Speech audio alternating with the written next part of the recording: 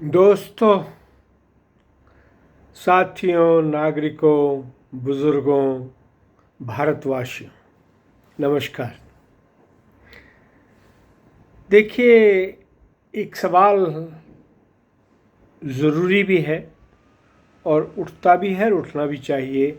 वो है भारत पुनर्निर्माण क्यों, क्या, कैसे और कौन करेगा। ये एक सवाल आना चाहिए क्योंकि हम भारत पुनर्निर्माण की बात करते हैं। इसमें हम पहले ये समझ लें कि ये क्यों ज़रूरी है, फिर ये समझ लें भारत क्या है, और फिर ये समझ लें कि उसको कैसे बनाया जाएगा और चलाया जाएगा, रखा जाएगा। ठीक है। पहली बात, इस संसार में जो भी पैदा हुआ है वो सुख से जीना चाहता। आज हम और आप हैं, कल को हमारे और आपके बच्चे होंगे, फिर उनके बच्चे होंगे, सब सुख से जीना चाहेंगे। इस सुखी जीवन के लिए, सुखी संसार के लिए बनाने के लिए हमें साधन चाहिए। ठीक है। हमें सुरक्षित वातावरण चाहिए और उस समृद्ध और सुरक्षित वातावरण को रखने के लिए समझ चाहिए, अच्छे इंसान चाहिए। तो इसलिए सबसे पहली बात है कि भारत पुनर्निर्माण के लिए साधन समझ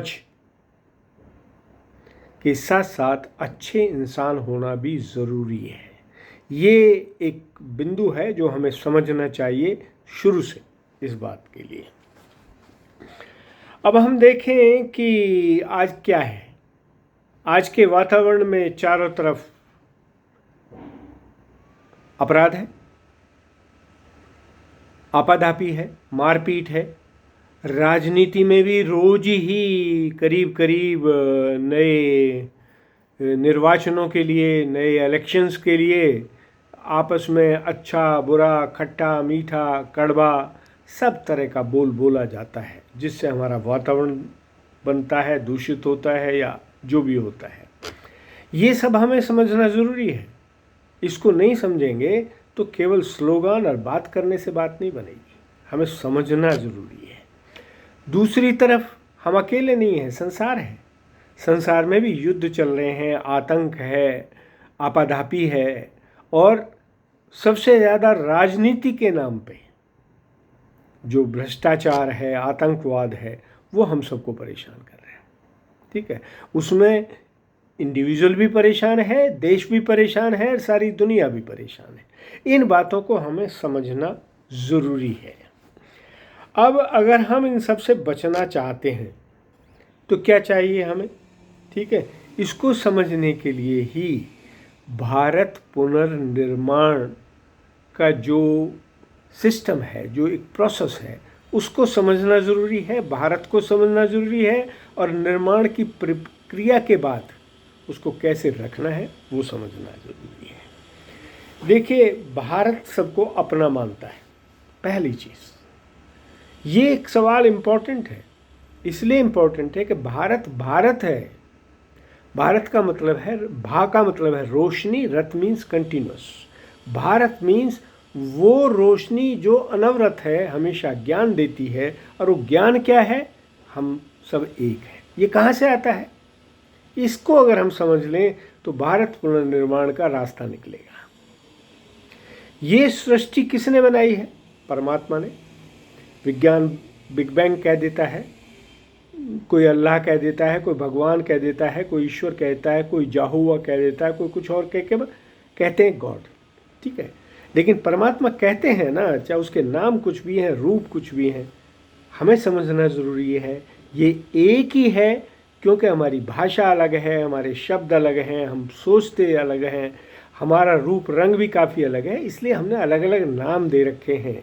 लेकिन भारत की जो प्राचीन, आज की नहीं, आज से कम 40,000 साल पहले की और 42,000 पहले की जो संस्कृति चली आ रही है इस पीरियड में, इससे पहले कितने हुए उसकी बात नहीं कर रहे हम, ये तो करोड़ों अरबों वर्ष की बात है, लेकिन उसकी नहीं। इस पिछले, जिसको हम चतुर्युगी बोल देते हैं, आज का युग कलयुग माना जाता है, इस चतुर्युगी में भारत एक सभ्यता, एक शैली, एक जीने की कला, एक जीने के नियम, ध्यान, धारणाएं जो भी हैं जिनको आप कहते हैं, चाहे उनको आप नमाज पढ़ना कहिए या कैंडल जलाना कहिए या मंदिर में बैठ के करना कहिए, कहीं भी कहिए, वो गिरजाघर, मस्जिद, गुरुद्वारा, मंदिर सब एक है। वो परमात्मा है, उसके नाम और रूप अनेक हैं क्योंकि हमारी सोच और समझने की शक्ति अलग है।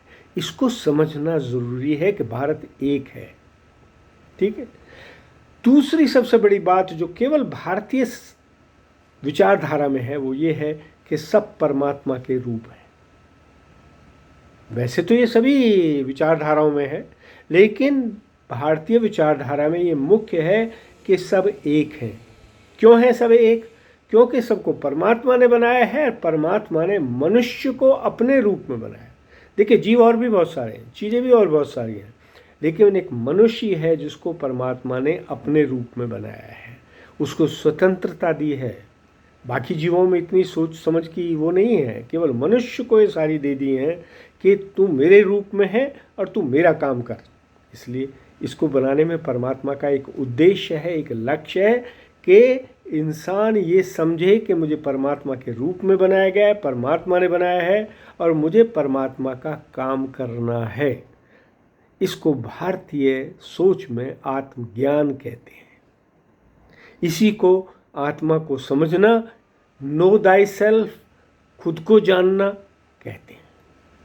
अब इस सब में जो है, जो सबसे इम्पोर्टेंट चीज़ आती है वो ये है कि हम ये सब शरीर के थ्रू करते हैं। हम जिंदा हैं, मनुष्य हैं, एक रूप है, रंग है, लोग हमें इससे पहचानते हैं। लेकिन हमारे अंदर तो परमात्मा है, हम उसको आत्मा कहते हैं, बाकी लोग रूह कह देते हैं, cool bridge of Holi ghost भी कह देते हैं, और भी बहुत सारी चीज़। लेकिन आत्मा है जो परमात्मा का रूप है, हमारे अंदर है, ठीक है। तो हमारे रूप रंग बाहर के कुछ भी हैं, लेकिन ये शरीर आत्मा से जुड़ा हुआ है, ठीक है। अगर हम इसको समझ लें और हम ये समझ लें कि परमात्मा एक है, तो हम ये तो कम से कम समझना चाहेंगे कि हम एक बने। अगर एक से बने हैं तो एक होने चाहिए। हम अलग हैं, क्यों हैं, इसको समझना ज़रूरी है। और यही भारत पुनर्निर्माण का लक्ष्य भी है और सबको एक करना हमारा ध्येय भी है। समझिए इस बात को, ठीक है। अब इस स्वतंत्रता के लिए परमात्मा, प्रकृति, जिसको सब कहते हैं, एनवायरनमेंट कहते हैं, नेचर कहते हैं, ठीक है, और परमात्मा, प्रकृति और इंसान, इन तीनों के योग को, तीनों को समझना ज़रूरी है। इस संसार में जो कुछ भी अच्छा बुरा आज हो रहा है, कराने वाला तो परमात्मा है पर करने वाला इंसान है। इसलिए हम इंसान को नहीं समझेंगे, इंसान की ज़रूरतों को नहीं समझेंगे, इंसान की ज़रूरतों को कैसे पूरा करना है इसको नहीं समझेंगे, तो हम संसार को भी नहीं ठीक कर सकते। और संसार में भारत पुनर्निर्माण तो बहुत दूर की बात है, इंसान को जीने का रास्ता भी सही नहीं दिखा सकते। इसलिए भारत पुनर्निर्माण का एक मुख्य उद्देश्य ये है कि हम ये समझें मनुष्य क्या है, हर मनुष्य की ज़रूरत क्या है, उसको कैसे पूरा किया जाए और कैसे सुख का अनुभव कराया जाए। सुख की अनुभूति हो, सुख का अनुभव हो और मनुष्य सुख से जिए, तभी संसार में समृद्धि हो सकती है, विकास हो सकता है, संसार में हम सब एक होकर रह सकते हैं। तभी युद्ध, आतंकवाद और जितने भी नेगेटिव चीज़ें, जो भी नकारात्मक वातावरण है, वो ख़त्म हो सकता है। ये हमें समझना और समझाना बहुत ज़रूरी है। इसके लिए हमको ये भी ज़रूरी है कि मनुष्य की ज़रूरतों को समझें, उसके अधिकारों को समझें और अधिकार की सुरक्षा के लिए उसके जिम्मेदारियों को भी समझें। देखिए, बगैर जिम्मेदारी के अधिकार मिलेगा तो क्या होगा, वो तो होता रहा है आज तक। इसलिए अधिकार के साथ जिम्मेदारी भी बहुत ज़रूरी है, ये पहली समझ हमें होनी चाहिए। अब अगर हम आगे चलें इस बात के लिए, ठीक है, तो इंसान को संसार में जीने के लिए क्या चाहिए? देखिए, सबको खाना चाहिए, पानी चाहिए, हवा चाहिए, घर चाहिए, काम चाहिए और इन सब के बीच में सुरक्षा चाहिए जिससे सुख का अनुभव हो, अनुभूति हो। ये सब मनुष्य की ज़रूरतें हैं। इनको पूरा करना भारत पुनर्निर्माण का पहला लक्ष्य है। इनको पूरा करने के लिए हमें संसाधन चाहिए, व्यवस्था चाहिए, उसको संचालन करने के लिए अच्छे इंसान चाहिए। ये भारत पुनर्निर्माण का दूसरा लक्ष्य है। ठीक है, इंसान को इंसान बनाने के लिए, एक अच्छा इंसान बनाने के लिए, संसाधनों को आगे बढ़ाने के लिए, संसाधनों को बनाने के लिए एक समझ ज़रूरी है जो शिक्षा से आती है। इसलिए अच्छी शिक्षा हमारा तीसरा लक्ष्य है। शिक्षा के साथ साथ मनुष्य तभी काम कर पाएगा जब उसका स्वास्थ्य सही होगा, उसका पेट भरा हुआ होगा। पेट की बात तो हमने कर ली, लेकिन स्वास्थ्य भी ज़रूरी है। इसलिए अच्छा स्वास्थ्य, स्वास्थ्य की सुरक्षा, स्वास्थ्य के साधन, ये हमारा चौथा लक्ष्य है। अब इस सब के आगे इन सब को चलाने के लिए, रखने के लिए, ठीक है, हमें जो है एक अच्छी व्यवस्था की ज़रूरत है। इसलिए अच्छी व्यवस्था हमारा पांचवा लक्ष्य है। ठीक है, व्यवस्था को बनाने के लिए, चलाने के लिए, ठीक है, इंसान चाहिए। वो इंसान अच्छे और बुरे को समझ के, बुराई को छोड़ के अच्छाई के रास्ते पर चलें, तभी अच्छा सिस्टम बनेगा, अच्छा साधन बनेगा, अच्छा काम होगा। इसलिए भारत पुनर्निर्माण का छठा लक्ष्य है अच्छे इंसान बनाना। अच्छे इंसान कैसे बनेंगे? देखिए, पहले इंसान को समझिए। इंसान क्या है? केवल शरीर नहीं है, हमारे 4 शरीर हैं। शरीर है, शरीर के पीछे भौतिक शरीर है, सूक्ष्म शरीर है जिसमें मन, बुद्धि, इंद्रियां रहती हैं। उसके पीछे कारण शरीर है जिसमें अहंकार, सूक्ष्म प्राण और चेतना रहती है। और उस सब के पीछे महाकारण है जो हमेशा रहता है, उसमें आत्मा, परमात्मा और प्रकृति रहती है। इसको समझना आत्मज्ञान है। इसको समझना ही अच्छे इंसान बनाने का रास्ता है। इसलिए इंसान को ये सब समझाना कि इंसान क्या है, इंसान के रूप क्या है, सृष्टि क्या है, समाज क्या है, ये सब कैसे बनता है और कैसे अच्छे इंसान बनते हैं और कैसे बुराई क्यों है। बुराई भी ज़रूरी है। ब्रेक नहीं, स्पीड ब्रेकर नहीं होगा तो आप तो सबको रौंदते चले जाएंगे। बुराई स्पीड ब्रेकर है, उसको समझना ज़रूरी है। लेकिन स्पीड ब्रेकर जो है वो आपको ब्रेक भी कर सकता है, इसलिए उससे बचना भी ज़रूरी है। ठीक है, इन सब बातों को समझना, समझाना, एक दूसरे को बताना और समाज को एक ऐसा समाज बनाना जिसमें सब बगैर डर के, बगैर किसी भय के, एक सुरक्षित भाव से, सब साधनों के साथ, मीन्स समृद्धि के साथ, ठीक है, अच्छी शिक्षा, अच्छा ज्ञान, अच्छा विचार, इनको रख के आगे बढ़ सकें। यही भारत पुनर्निर्माण का 7वां अंतिम उद्देश्य है। इसलिए भारत पुनर्निर्माण, समझिए इस बात को, एक नारा है एक तरह से, लेकिन ये एक प्रक्रिया भी है और ये एक गोल भी है जिसको हमें अचीव करना है। उसके लिए भारत को जानना ज़रूरी है। भारत कैसे क्या है ये समझना ज़रूरी है, कैसे बनेगा ये समझना ज़रूरी है, और कैसे रखा जाएगा ये समझना ज़रूरी है।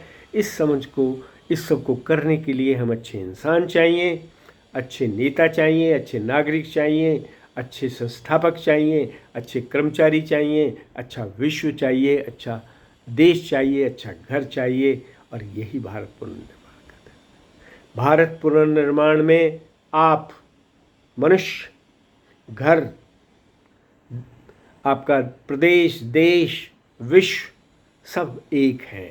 इन सबको मिलाकर सबका और सबके लिए बनाना ही भारत पुनर्निर्माण का लक्ष्य है। अगर हम इसको समझ लें, आइए सब मिलके एक बार फिर से भारत पुनर्निर्माण की तरफ अग्रसर हों। जय हिंद, जय भारत, जय हिंद। Thank you.